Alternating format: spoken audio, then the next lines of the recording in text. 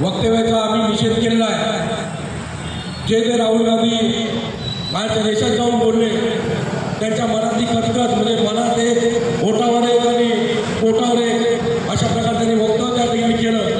आरक्षण हटाव, संविधान हटाव हे त्यांच्या मनातलं सगळं त्यांनी बोलून दाखवलं। अशा राहुल गांधीचा आम्ही जाहीर निषेध या ठिकाणी सर्वांच्या उपस्थितीत केलेला आहे।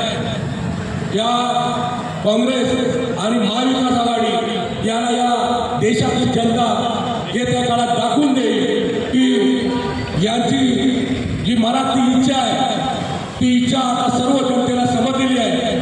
काही दिवसांपूर्वी राहुल गांधी या ठिकाणी येऊन आमच्या देवदेवतांबद्दल, स्वामींबद्दल, रामांबद्दल जे वक्तव्य केली आहे आणि त्यावेळी व्यासपीठावर असणारे शरद पवार असतील आणि इतर महाविकास आघाडीचे नेते मुख गिळून गप्प बसले होते।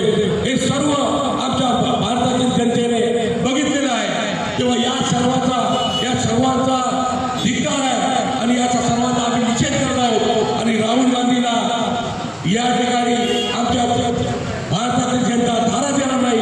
काँग्रेसला हद्दपार केल्याशिवाय आमची जनता गप्प